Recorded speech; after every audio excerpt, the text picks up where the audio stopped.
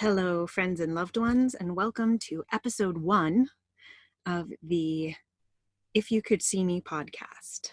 I'm Erin Mahone, and I am so excited to finally be launching this project after what feels like an eternity. This is my interview with Gwyn Vela. She is the creator of the blog Diary of a Mad Bike Woman. She is a mental health advocate, a storyteller, an actress, a unbelievable athlete, and all around amazing, funny, hilarious, fantastic person. I was so excited to meet her at our first If You Could See Me event last spring, and immediately we connected, and I invited her to be our very first interview on the podcast. So this was several months ago, and Gwyn has had some changes happen in her life since we had this interview, and we are planning a follow-up conversation to talk about how things have changed, how the changes in her life have impacted her mental health.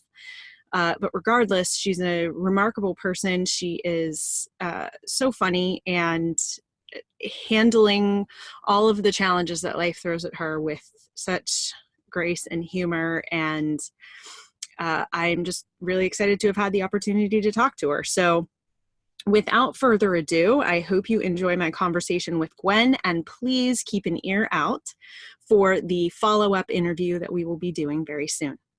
Enjoy. Oh my gosh, here we are.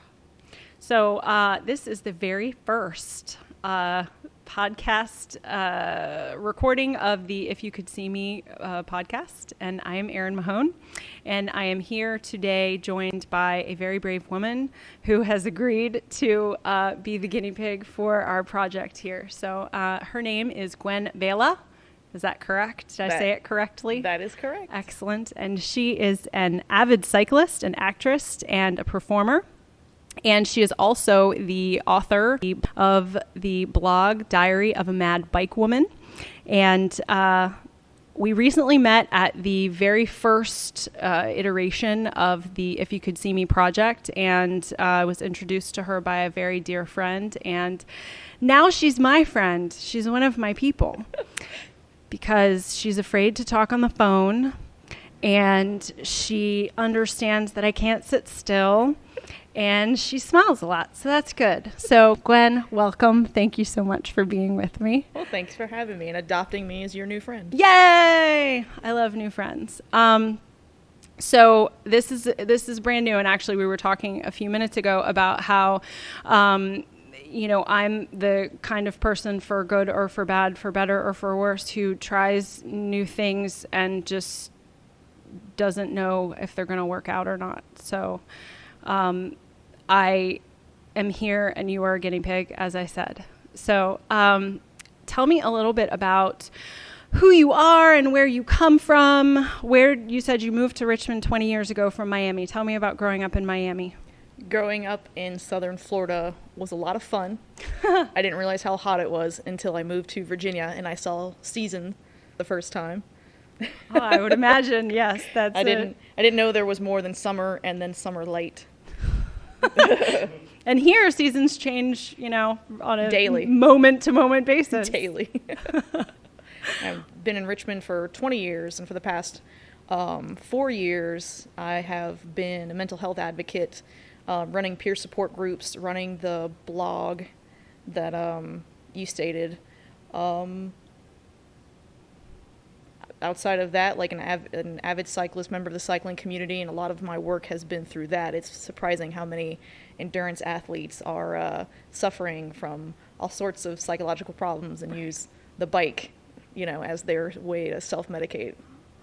That's pretty remarkable. I hadn't actually ever thought about that. Yep.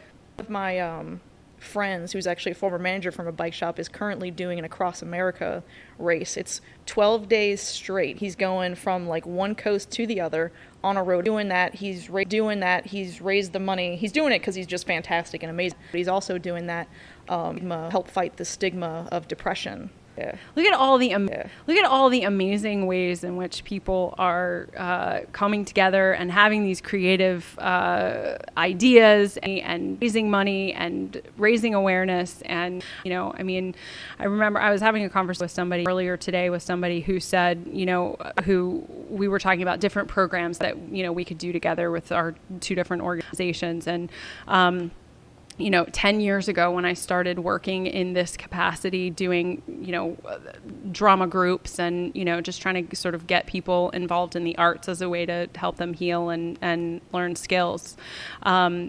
So many organizations, you know, would turn me down when I wanted to partner with them. And so many people were not comfortable talking about all of this stuff. And now it just seems like everybody's coming out of the woodwork wanting to, you know, work together and partner and just share their dirty laundry all over the place. So it just takes a couple of people talking about it, and it is a domino effect. Like, I've seen other people just from, like, when my blog first started, they saw me just talking about it and they started their own adventures, and some people have like gone like leaps and bounds beyond what I do just because of the first 2 or 3 posts that I wrote. Like, as soon as somebody else seen talking about it, it sparks something in them, and they so feel it like becomes it's a okay. larger phenomenon, and it's great. It is absolutely great. So tell me a little bit about your diagnosis and about when you were diagnosed and, you know, road to this place. So 4 years ago, I was actually in the Pittsburgh area. I was taking an art program up there, and I couldn't sleep at night. So my doctor, my regular practitioner, gave me Seroquel and to help sleep at night. And I don't know. Wow. Really long story short, I went completely insane and ended up in a psychiatric emergency room that they had up there, and ended up in a program where they figured out that I have bipolar disorder, which was the most relieving moment of my entire life as I read more and more about bipolar disorder. So it's 4 years into understanding my diagnosis of that. And then 4 months ago, I got diagnosed also with having borderline personality disorder, which answered all the questions that the answer that was given me 4 years ago cleared up, because I was struggling with bipolar, and then I realized I was struggling with which seemed to be like extra bipolar, is the only way to put it. Like, borderline personality disorder and bipolar disorder are a lot alike. Borderline personality disorder is more situational, and it can vary so quickly.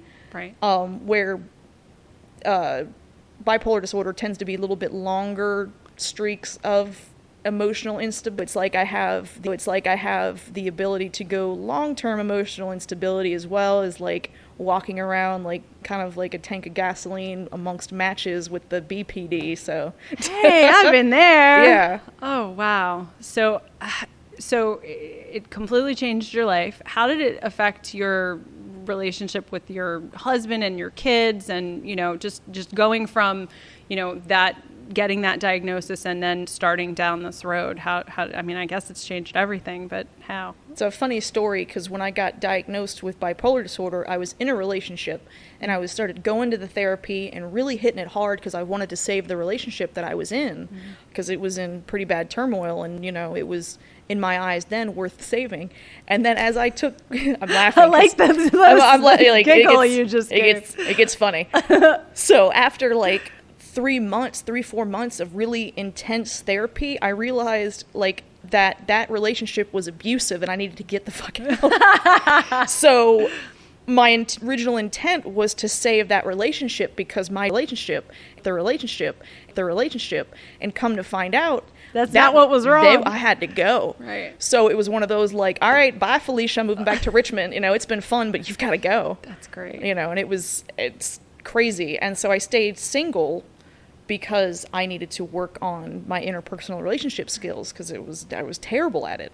And through avoiding dating and avoiding hookups and avoiding any sort of relationships, I was able to basically become attracted to somebody that I was actually genuinely attracted to. Basically, I made a healthy side of me, and the healthy side of me was attracted to someone who was not my type by any means, but I was attracted to this person. I didn't know why, but I was trying to on myself,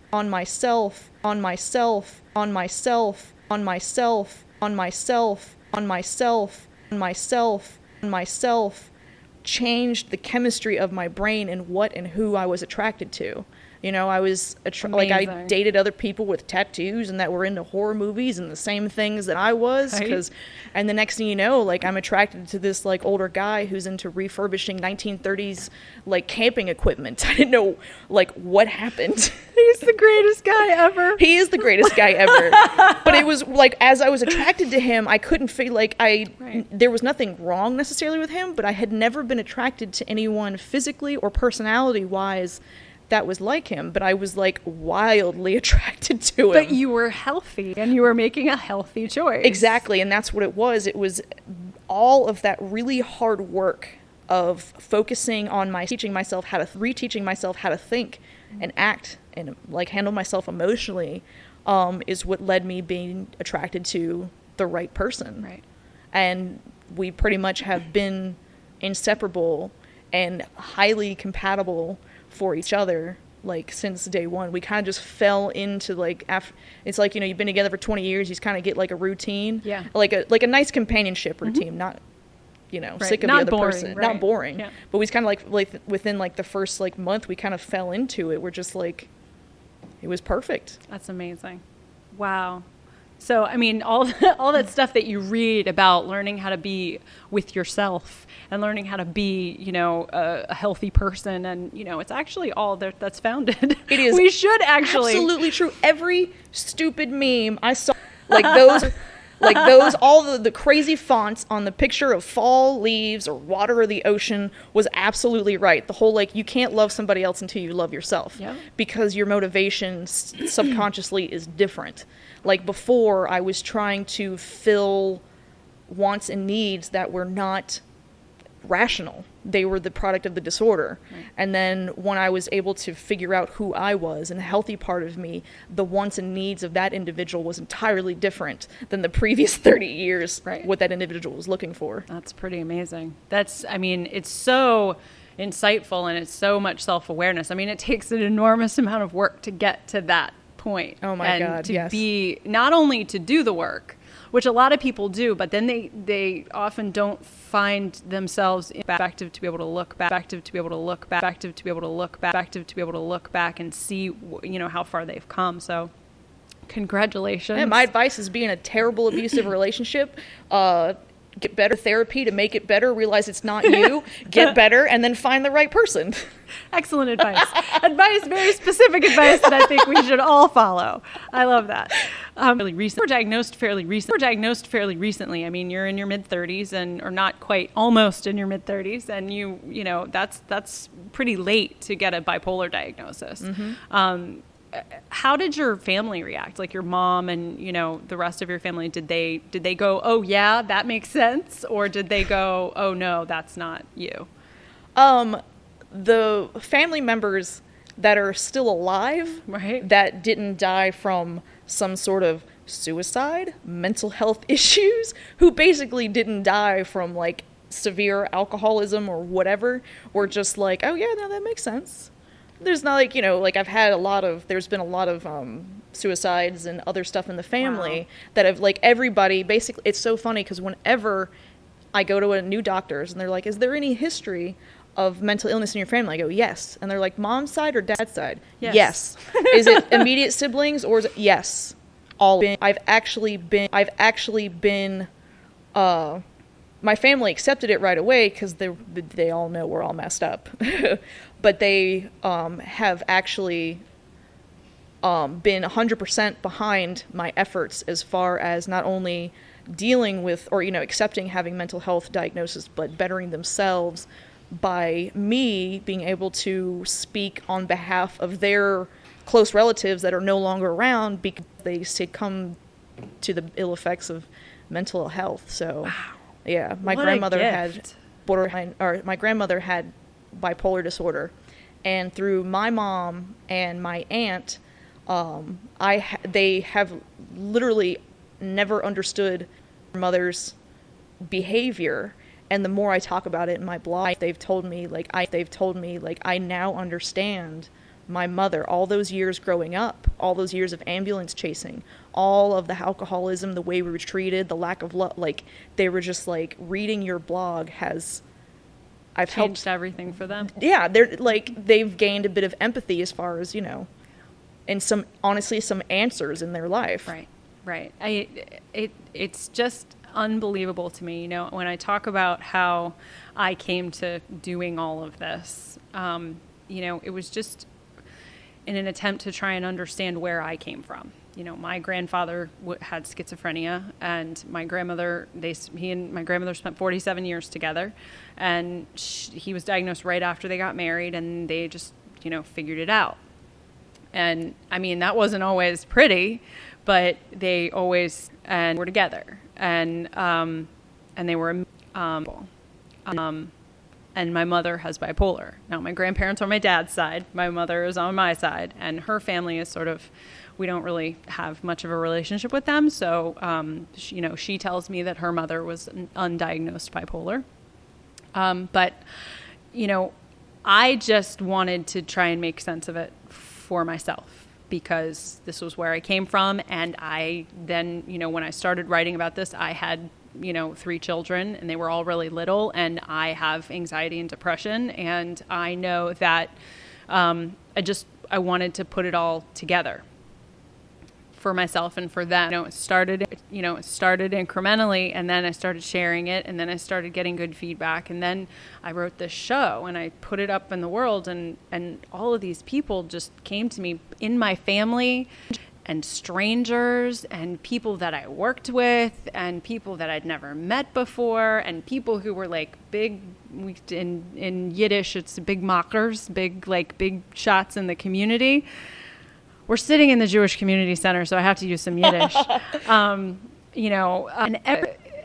everybody's just was like, thank you. I feel like I can talk about myself, and I feel like I understand my parents better, and understand my circumstances better, and I feel like it's okay to, and I have been so just amazed at how much healing comes from just not being afraid to say what's true about your experience on the planet. And so thank you for doing that too. No, when you do that, you give people their answers, whether it's about themselves, loved ones, or people that they've dealt with, like just talking about it. You're providing answers to sometimes questions that people couldn't even identify previously. Exactly. They didn't even know they had the question. Beautiful illuminated them in whatever in front of them in whatever capacity, whether it's through reading a blog or seeing a show or coming to a storytelling event or listening to a podcast, hopefully. I think that there is so much space for this work to be done in our community now. And I'm just really grateful to have other like-minded people like you who, you share everything and you're really open, but you're also really approachable and really, really easy to talk to. Well, you're welcome. Thank you. And that is very, that's very nice because, it's easy to sort of share in a bubble. But to be someone who is also very approachable is not always very easy. What do your kids know about your diagnosis, and how do they feel about it, or what do they think about it? I have been very open from the beginning as far as my diagnosis and I don't over-explain things. I do try to provide context sometimes, especially when it comes to my behavior. Sometimes if I'm over frustrated, if I'm really getting angered or something, I will tell them like, look, I'm going to go in the room. I'm going to go in another room. I'm going to be there for 10 minutes. Don't talk to me. Don't knock on the door. I don't want to hear anything from you. Don't kill each other. Don't set the house on fire. In 10 minutes, I'll be back. And then I do all of the different skills that I've learned, and I'm able to get myself out of that moment. And then I come back out, and, my kids are just... I had no idea how understanding and flexible my kids would be about this. Because they don't really, I still have to, explain to them how to properly wash their hair. No matter how many times. I didn't think they would understand mental illness. And if I snap or something, or I need a moment, or I do some sort of erratic behavior, I look at them and I'm like, look, I'm sorry. That is not appropriate behavior. It's part of my disorder. But regardless if it's part of my disorder, that's unfair for you to have to deal with that. And I apologize. And in the future, I'll try not to do this again. And they're just like, oh, I know. Just like that. Right. There is no, like, you know, they're emotionally scarred or whatever. Like, I've just been open about everything. And they're the first people I told, and I come home and I'm like, hey, mommy got diagnosed with borderline personality disorder today. They're like, what does that mean? that's great. Like, that's okay. Like, what does that mean? And I explain to them, and they're just like, oh, okay, makes sense. And then just go talk about dinner or whatever game they're playing. Right. It's just part of every day for them. It's one of those, like, I made an important point, and I make sure that they, like, you know, if I'm in bed for a week because of my depression, I let them know, be like, hey, mommy's going through this right now. I make them part of the process. This is what I need to be doing for the next 3 days. I'm going to need you to do this on your own. Come and get me if X, Y, Z. And they're just like, okay. It's like not a big deal to them. Right. It was a big deal to me, and growing up dealing with other mentally ill people, it was a big deal. But they didn't explain it to you. Exactly. There was no context. Yep. It was just their being selfish. Yes. Or they don't care about me, and they're not explaining to me what's going on. And, you know, I think so much about how mental illness in families is often kept a secret, or you just pretend it's not happening. And never in the history of the world has anybody had a serious mental illness and everyone ignored it because they didn't realize that there was something wrong. Like, it's always very clear that there's something wrong, and we're not allowed to say anything about it. Yep.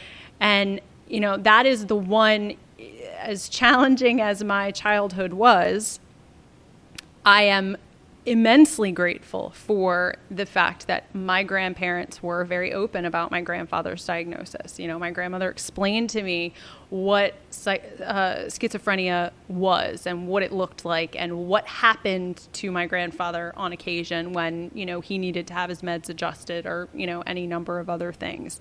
You know, she was open about that. That's great. It was amazing. And it was, you know, 35 years ago. So that it's really a blessing. And I attribute their openness and my mother to a certain degree. I mean, my mother wasn't formally diagnosed until I was an adult, but she always went to therapy. She always went to, you know, she was a part of that whole pop psychology trend in the 80s. So, you know, she went to rage workshops and talked about, you know, old tapes and, you know, all those little buzzwords that people used and, you know, punched pillows and all that jazz. But she was open with us about the challenges that she faced to a certain degree, as much as she was able to be. But I think about how many families lose the ability to really connect with one another and really fully understand each other because parents don't give their kids the benefit of the doubt. And, you know, I talk to my daughter about my anxiety. My two boys are a little young to fully understand, but my daughter's a little older. And so we definitely talk about, you know, in times when I feel my anxiety amping up and I feel myself getting really, you know, I'm gonna start snapping or I'm gonna be really short, you know, and I'm just like, I'm having a moment. In these instances, I get really anxious. I get really worked up when there's a lot of people around, when everybody's going in 50 different directions, when I'm, you know, have a whole lot of stimulus coming at me all at once. It's hard for me to process all of it. And so I'm sorry if I'm being short with you, and I hope that you can understand that it's not a reflection of you, and I just give me a second to calm down and then I'll be okay. And she's so incredibly open and understands and is able to process that. And just so many people don't give their kids, you know, it's not an excuse for us to be irresponsible or use bad behavior or use our, you know, diagnoses as an excuse, but it's really important. Sometimes to bring it is an excuse. Yeah. You still You're right. take responsibility for behavior, but sometimes it is an excuse. It is the reason why you are acting the way you are acting. And I think explaining things to kids and actually having them in on your mental health and self-management is incredibly beneficial. Yeah. Because the way I was growing up is I didn't know there was any different. I psychologically didn't know anything was wrong or different until I was 30 years old. Now my kids can identify, one of them's going through puberty, and she can understand when she's not in the right frame of mind to do something, yes. Which when I was her age, just whenever I felt I would just fall apart. Yeah, right. I just felt like whatever my brain was at is the actions I was going to take. There was no, she can sort herself out now.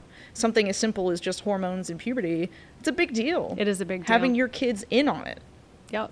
And showing them that it is possible to identify that and not immediately react to whatever it is that you're feeling. And there's nothing wrong with having it. And there's nothing wrong with feeling emotions. Absolutely. No question. So tell me, I just jump right back in. Tell me what's up next for you? What are you looking to do? How do you want to continue to grow this? Do you have dreams to grow it or do any new projects? Well, strangely enough, for the past 10 months, my mental health has gotten in the way of any sort of further progress. I did set up a video or YouTube channel for it probably about a year ago at this point, maybe. But I went through 10 months of medication switching over and over and over. That's kind of how they found out I had borderline personality disorder, because the symptoms they were treating they thought were bipolar disorder because they are so similar. But come to find out through trying medication after medication and everything getting worse and worse, that's how they basically found out that I had bipolar disorder and BPD. So honestly, for the past 10 months, my life has been on pause. Right. So, which normally I would be embarrassed about or just apologetic. But the thing is I've learned that if that's 10 months I have to take out, that's great. Because that's 10 months of hard work. Everything had to be put on pause. Absolutely. I actually got fired from my job. The owner of the bike shop I was working at found my blog, and it basically scared the crap out of him, and he fired me. Are you serious? Yes, and I quote, I kid you not, he said, "It's not what your disorder has done, it's what it could do at work." And that is... If people read it, oh if my people God. read my blog, what would they think about the shop? And he's making sure he's keeping his business in mind first. Bullshit. Yeah. So 4 months or about 3 months into all these medication switches, I got fired from my job. Unbelievable. And I showed up every day. I showed up going through medication withdrawals. I showed up on the wrong medication. I showed up 20 minutes every day, did my job, like open to close without question. And then come December, which is really slow, goes right. on. Nothing goes right. on. I could take a month off. Not and a lot of be Christmas fine. bikes in December. No, nobody's dropping $3,000. So I had to take 2 weeks off because the medication got to the point where I was gonna have interruptions at work. So I took 2 weeks medical leave off. Spoke with my doctors, got medication switched again, and I had a letter that was clearing me psychologically sound to come back to work. And when I did, I walked into his office. He had about half of my blog printed out. I had a stack of papers. There was different highlighted sections all throughout it. He had God. a couple sheets of paper where he had written down quotes from my video for my YouTube channel, and he had my blog up on the computer screen as I walked in for my first day back to work. Oh my gosh. And basically confronted me saying, like, you can't work here. He What knew did I had bipolar. I've always been out with the blog. I've always been... Right. He just never read it before. He never read it. In fact, I applied for the position 6 months before I got it. And I asked him, like, why did it take you 6 months to hire me? Like, you didn't have anybody in this position. It's like the lead sales position. Who doesn't want a knowledgeable, overly energetic cyclist female as your salesperson? Like, right. That's great. And he told me it's because of the bipolar stuff. He was unsure about hiring me, which isn't completely unwarranted, but you don't tell someone right. that. You don't tell them, like, shocking. why I just have I've heard of people and have known people who have, gotten retribution or been fired or not been hired, but I don't know that I've ever heard anybody just flat out says it's because you're bipolar. Well, he said it's because of your past, and I'm sitting there like, you can't say my past. I was Right. like, what did I do? I'm like, I had Right. 30 years unmedicated Right. bipolar. You say my past, I'm like, I've got skeletons in closets you can't fathom. I was like, you can't just say that. And he was like, well, it's the bipolar stuff. And I was like, you didn't was like, but I kind of took it as, all right, understandable. You don't want to hire someone has openly bipolar disorder. If he was an older guy, so Okay. 30, 40, 50 years ago, you know, bipolar Right. disorder was like a death sentence. That Right. person was crazy, disabled pretty much, can't work, can't do anything. They just off the rails. And so I figured, all right, understandable, whatever. I got hired. I can show him And you proved yourself. what a highly functioning person with bipolar disorder can do. And he made the most and the highest profit he had had in 26 years of being in the cycling industry. Unbelievable. He Right. said I was hands down the best salesperson he had ever had. And he still fired you. But he got scared when I told him there was medication switches and that I wasn't feeling good. They would ask me like, well, how are you? And I'm like, I'm absolutely terrible. But I would go about my job and I would do what I'm supposed to do. Sometimes when there was no customers in the store, I was putting stickers on things and I would just start crying. And I'm like, I'm sorry guys, I'll be back in like 2 minutes. I'm crying. It's not because of anything y'all are doing. But I'll be right back. Right. If I was with customers, I can always center myself and keep it together. But it was just him being older and from a different generation. He literally said, I asked him, I was like, what in my performance or my job have I done or have I not done or have I messed up? And he said, it's not, you haven't done anything wrong. It's not what you've done. It's what you could do. I mean, I'm completely I don't even know what to say to that. It's what you could. I'm not surprised. I mean, that is what people think. If you have any kind of mental health diagnosis, you are a danger to yourself Yep. and others, and you could just fly off the handle at any given moment. I just am so shocked that someone would have said that. And, I want to take him like statistics that show that, people with bipolar disorder are actually not dangerous, and there's nothing. Well, yeah. They're, at worst unreliable, Yeah. but you had proven yourself otherwise. I mean, I was great with customers and like my conflict resolution, like that's the only thing is my emotional IQ was high because I knew how You to were deal. self-aware. I was very self-aware and I used my like understanding of myself and my empathy as a great skill as far as dealing with customers. Like I could diffuse any situation, anybody that was mad, any customers that, I mean, like I was great. Like people would get pissed off and pissed off for days because something customers said. I mean, we had difficult people just Of like course, in a place everywhere. But like it's one of those, I saw it as a challenge, and so Right. I could like handle all these situations. And at the end of the day, I'm just like, yeah, who's emotionally stable? This guy. So, one of the things I think somewhere a good place to end is one of the things that I bring up in the workshops that I run in how to tell your story, which you need no help with learning or executing, but just in talking about the superpowers that my diagnoses give me in the world, trying to, because I'm always thinking about reframing it. And there are plenty of things that are super shitty about it, but there's also great things about, living with anxiety and depression for me that sort of speak to what you just said about how it helps you deal with people and how it helps you to be able to connect with people better. So I guess we could close on some, mental illness superpowers. So what do you think they are? What's good about it? I have ultra empathy. Yeah. That's exactly what it is. I can also disengage emotionally from situations in a healthy manner.